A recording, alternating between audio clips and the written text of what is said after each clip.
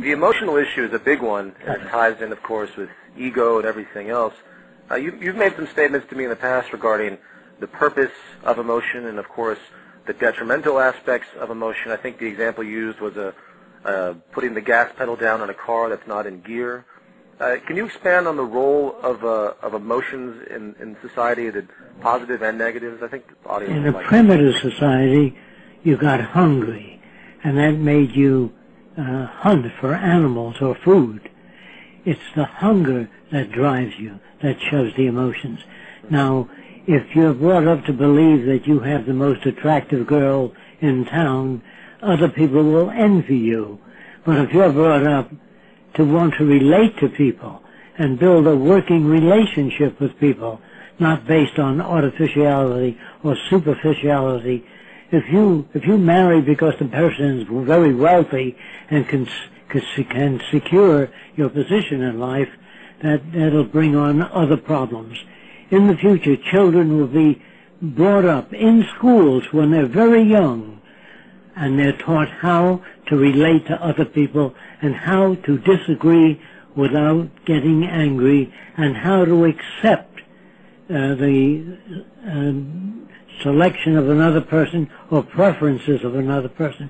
We're never taught how to relate to one another, how to find meaning in our own life, how to disagree without getting angry. All that can be taught in school today.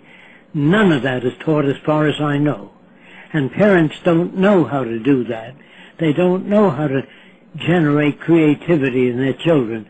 They think if they give them books and scientific encyclopedias and dictionaries, all they develop there is rote memory. But how to make children creative is a totally different path. You do not teach children to read. What you do is you read to them and close the book at the most interesting part. And the child says, "But Daddy, I'd like to hear more." And you say to them, "Why don't you learn to read? Then you can go on and read anything you want to." You see, try to give them a reason to want to read, a reason to want to learn mathematics. Today they give them mathematics, they give them science without a reason at all. And so you produce a bunch of, I'm sorry to say this, a bunch of uniform thinkers that do not think outside the box. There are varying methods, thousands of different methods to make all children creative. This is not an inborn gift. They tell you that some people are artistic. All that's bull.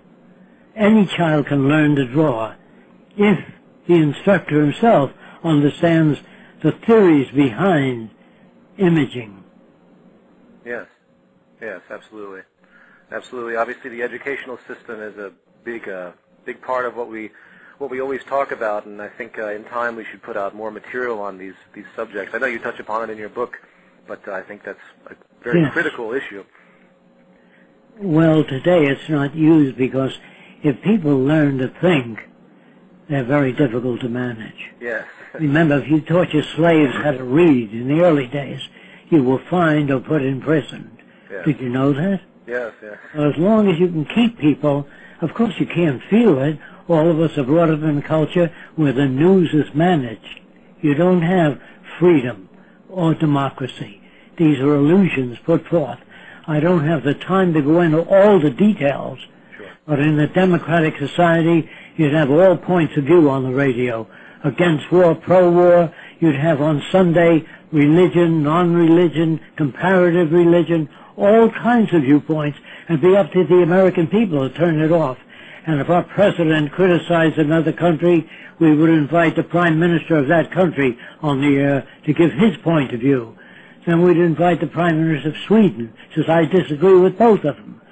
In other words, a democracy is a sharing and examining all points of view. Right. Yes. Very good. Very good. Well, you've mentioned before that in order for a society to be a society, it has to share values.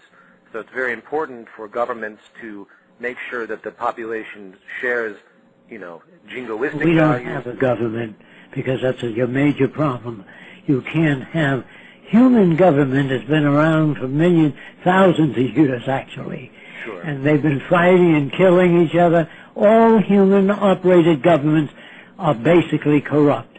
They serve the in-group. They have to, otherwise they never get elected.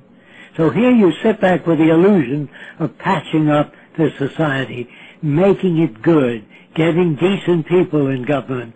All that's delusional. You have to have a government not based on money. You have to have a government with machines that distribute goods and services regardless of race, religion, or private beliefs.